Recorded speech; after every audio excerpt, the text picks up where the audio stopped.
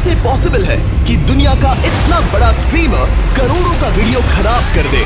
मेरे चैनल पे पोस्ट कर देना, my gosh. अब वो मेरा वीडियो है। लगता है हमारे अगले सेगमेंट की शुरुआत अच्छी होगी। आपको पता चलने वाला है कि कैसे इसे मेरा स्टूडियो दिखाने का फैसला, हम लोग लाइव है स्टूडियो, मुझ पर ही भारी पड़ गया। इसीलिए रूल्स को लेकर स्पेसिफिक होना चाहिए और एक छोटी सी गलती चेन रिएक्शन ट्रिगर कर सकती है जिससे पूरे प्रोडक्शन का सत्यानाश हो सकता है। वो बस मेरे सामने दिखावा कर रहा है। ये वीडियो YouTube पर नहीं आने वाला था, लेकिन देखो हमने इसे कैसे निपटाया।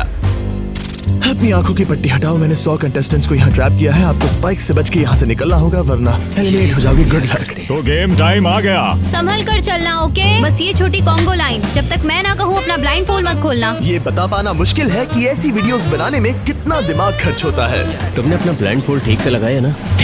ओके। नोलन की वजह से भी। कैसा लग रहा है दोस्तों? आप लोग बहुत अच्छे हैं। आपको हथकड़ी से बांधने के लिए माफी चाहूंगा, अभी सब समझ जाओगे।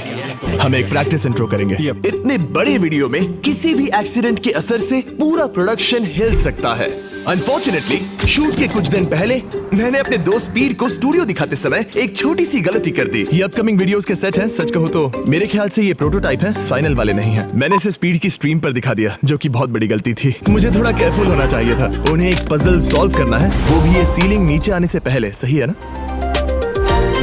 अगर किसी एक कंटेस्टेंट ने भी ये ट्रैप स्ट्रीम पर देखा है तो बाकी सब कंटेस्टेंट्स को इसे देखने का बराबर मौका मिलना चाहिए। अपनी पट्टियां हटा दो। तो हमने एक रिहर्सल किया और सारे कंटेस्टेंट्स को मौका दिया कि चैलेंज शुरू होने से पहले वो इस पजल को अच्छे से देख लें। लेकिन अब भी एक प्रॉब्लम थी। वहाँ 45 सेकंड्स लगते हैं, 30 तक आ सकते हैं। 35?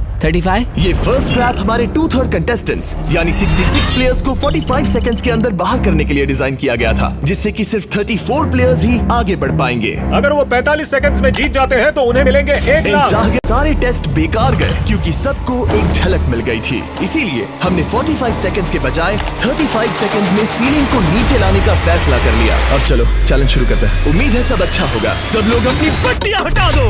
मैंने इन 100 लोगों को दुनिया के सबसे खतरनाक कमरे में फंसा दिया है। सीलिंग नीचे करो।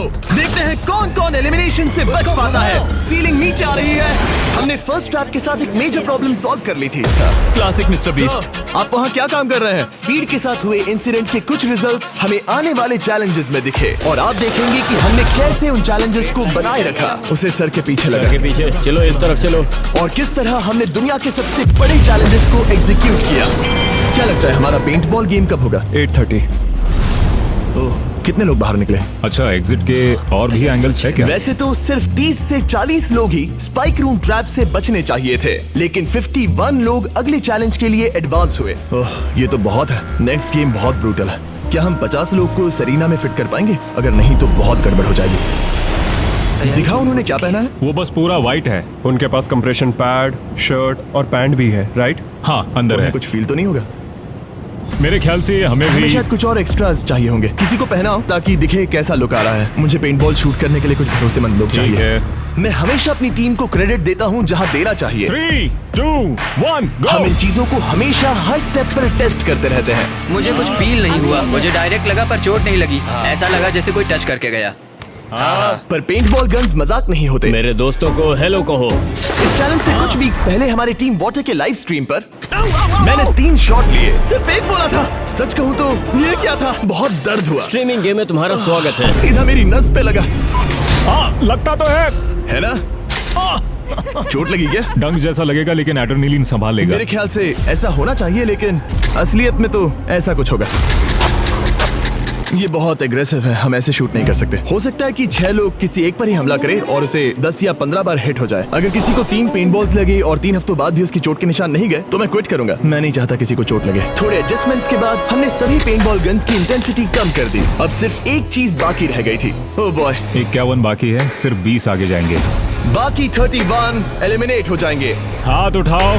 मैं समझ जाऊंगा कि सबको रूल्स अच्छे से पता है और किसी को कोई प्रॉब्लम नहीं है। स्वागत है दूसरे ट्रैप में। सब लोग अंदर आ जाओ, अंदर आ जाओ। यहाँ से जैसे जैसे और प्लेयर्स एलिमिनेट होते गए, स्ट्रैटेजी और टीम वर्क बाकी गेम्स में असर करने लगे। हम इन्हें एक दूसरे के खिलाफ करने वाले हैं। आगे आप देखेंगे कि कैसे टाइम के साथ हमारे चैलेंजेस इवॉल्व करते गए, और वो भी आखिरी मोमेंट पर। मुझे लगा नहीं था इतने डिसीजंस लेने पड़ेंगे। सिचुएशंस के लिए हमें तैयार रहना चाहिए। इतने सारे कंटेस्टेंट्स के साथ और इतने बड़े सेट के साथ बहुत सी चीजें वीडियोस में जाती हैं जिसे आप शायद नोटिस नहीं करते। जब हम इस तरह के बड़े बड़े सेट्स बनाते हैं तो कभी कभी 100 से ज्यादा लोग इन्वॉल्व होते हैं, जिसमें इंजीनियर्स, आर्टिस्ट और क्रिएटिव्स भी होते हैं। और स्लैक उन्हें एक ऐसा स्पॉट देता है जहां वो एप्स के बीच स्विच किए बिना या ईमेल का यूज किए बिना आराम से कम्युनिकेट कर सकते हैं। नोलन ये क्या खेल रहा है? वो जिमी को देखो। सच में ये लाइट कितनी ब्राइट है। हाँ, पता नहीं पकड़ेगा या नहीं। मुझे नहीं लगता वो ये spot कर लगभग 30 साल का है। 27 लगभग 30 नहीं होता। ऑलराइट, स्वागत है ट्रैप नंबर 3 में। स्वागत है ट्रैप नंबर 3 में। तो यहाँ पर एक गड्ढा है, मतलब एडिट में ये गड्ढे की तरह दिखेगा। लेकिन आपको बता दूं कि ये सिर्फ 3 फीट गहरा है। हमें सिर्फ क्लेवर लाइटिंग की जरूरत थी। खाली जगह हम पहले भी भरते आए हैं। हमने पास्ट में बहुत से चैलेंजेस किए हैं जहां खाली जगहें थी, और शुरुआत रियल लाइफ स्क्विड गेम्स के वीडियो से हुई। तब हम दूसरे यूट्यूबर्स की मदद लेते थे, लेकिन अब हमारे पास विजुअल इफेक्ट्स की एक बढ़िया टीम है जो कंटेस्टेंट्स की सेफ्टी को ध्यान में रखते हुए चैलेंजेस का लेवल और बढ़ा देते हैं। और एक बात बताता हूँ, पोस्ट प्रोडक्शन इस वीडियो का बहुत ही मुश्किल है। तो आइए, यह है हमारा एडिटिंग रूम। मैं दिखाना चाहता हूँ कि कैसे मैं और सभी एडिटर्स एक ही पेज पर होते हैं। कोई लिख रहा है, कोई मेरा वॉइस ओवर कर रहा है, तो कोई कुछ एडिट कर रहा है। जैसे कि ये लग रहा है जैसे एक पायलट प्लेन खींच रहा है। बहुत कुछ होता रहता है।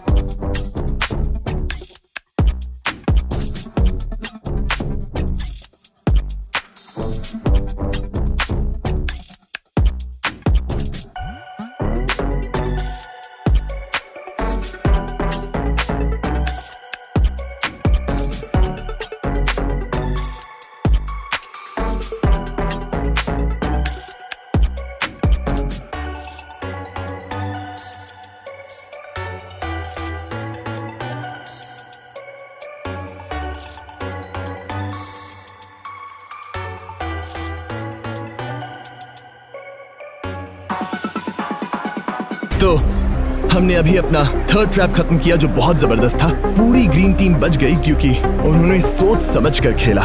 पूरी ऑरेंज टीम हार गई, जो कि मजेदार है। आपको पता भी नहीं चलेगा, लेकिन इसमें लेयर्स हैं, डेप्थ है और स्ट्रेटजीज भी। लेकिन इस तरह के लेवल के अपने भी इश्यूज होते हैं, और अगले ट्रैप के लिए मैं बिल्कुल भी तैयार नहीं था। इसीलिए हमें रूल्स को लेकर और स्पेसिफिक होना चाहिए। शायद हमें दोबारा करना होगा। तो हम लोग पहली बार यहाँ पर हैं और आंखों पर कोई पट्टी भी नहीं है, इसीलिए मजा आ रहा है। जैसा कि आपने मेन चैनल के वीडियो पर देखा, मैंने रूल्स समझाने के बजाय वॉइस से करवा कर दिखाया। रह गया। पर अब जब पलट कर देखता हूँ तो वो बहुत ही बेकार आइडिया था, क्योंकि उसने सब कुछ खराब कर दिया। वैसे तो हमारे ट्रैप्स बहुत सारी टेस्टिंग और डिफरेंट चेंजेस से गुजरते हैं, लेकिन अगर आप कंटेस्टेंट्स को नहीं बता सकते कि ये कैसे खेला जाता है, तो पक्का कुछ ना कुछ गड़बड़ होनी ही है।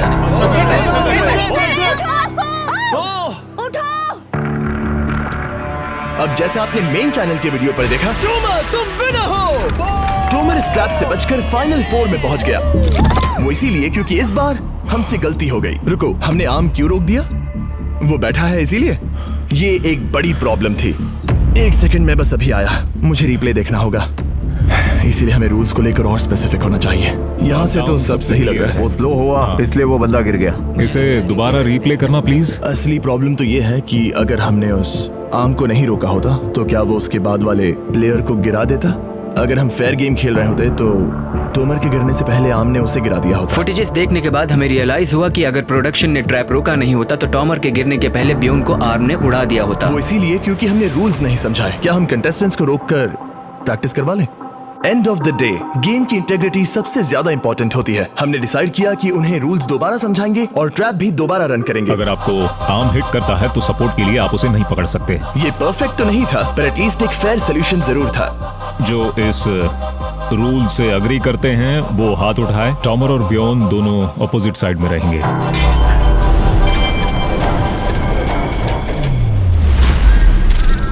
ऑलराइट, तो फाइनल ट्रैप का टाइम आ गया है। मैं बता नहीं सकता क्योंकि उन्हें नहीं पता वो क्या है, तो फ्यूचर मी समझाओ इन्हें। ये एक सिंपल चैलेंज था। हर प्लेयर के सामने 3 ग्लास के हार्ट्स थे और सबके पास चांस था कि वो जिसका भी हार्ट चाहे उसे कैनन बॉल से शूट करें।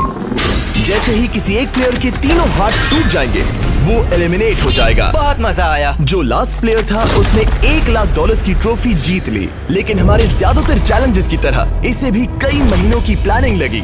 10 वर्जन से फिल्टर होना पड़ा और महीनों के ब्लूप्रिंट्स और आइडियाज के बाद इस फाइनल सेट को मेरी जबरदस्त प्रोडक्शन टीम और मैंने मिलकर तैयार किया है।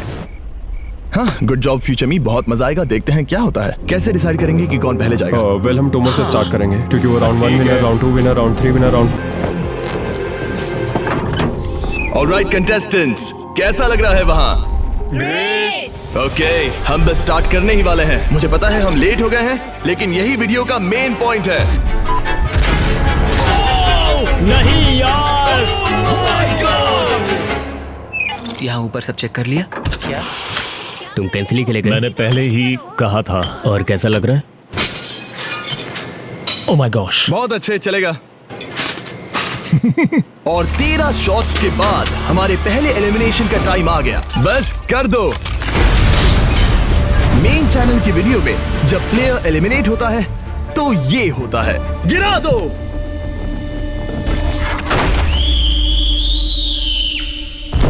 ओके, बेली अब तुम्हारी बारी। सबको शायद लगे कि प्लेयर बहुत ही ऊंचाई से नीचे गिर रहा होगा, पर असलियत में कुछ ऐसा होता है। और जोसेफ की तरह ही एक को छोड़कर सबका वही हाल हुआ। गिरा दो। We love you। डूड, मेरा पेट मेरे दिमाग तक आ गया था। और कई घंटों के बाद हमें विनर मिला। Oh my God. Congratulations, trophy तुम्हारी हुई। तुमने कमाल कर दिया। मैंने शॉट मिस कर दिया गाइस, पर मैं उसके लिए खुश हूँ। वैसे तो हमारे नॉर्मल वीडियोस में चैलेंज जल्दी खत्म हो जाते हैं, लेकिन इस राउंड को शूट करने में 5 घंटे लग गए। रात के 1 बजे स्टार्ट किया था, जब तक खत्म हुआ तब तक सूरज उग गया था। जिमी, काम करके मजा आया। Thank you. ओह गॉड, बहुत लेट हो गया। ओके, मैं कुछ कहना चाहता हूँ। आप सोच रहे होंगे कि ये आदमी कौन है। आपने इसे हमारे 30 डेज एक्सेस वीडियो में देखा होगा। ये हमारे एक शॉट में भी था। ये है डेरियस। टरीक के वीडियोस में आने के बाद से इसने उसकी जगह ले ली और मुझे शूट करने लगा। लेकिन अब हम सब इसके साथ घूमते हैं और मजा भी आता है, तो हम इसे भी वीडियोस में डाल रहे हैं। Oh my gosh. अगर आपको ये पसंद नहीं आया तो मैं इसे वीडियो से निकाल सकता नहीं हूँ। नहीं नहीं नहीं, ऐसा मत करना, ऐसा बिल्कुल मत करना। मेरी बात मानो प्लीज। मुझे एक मच्छर ने काटा।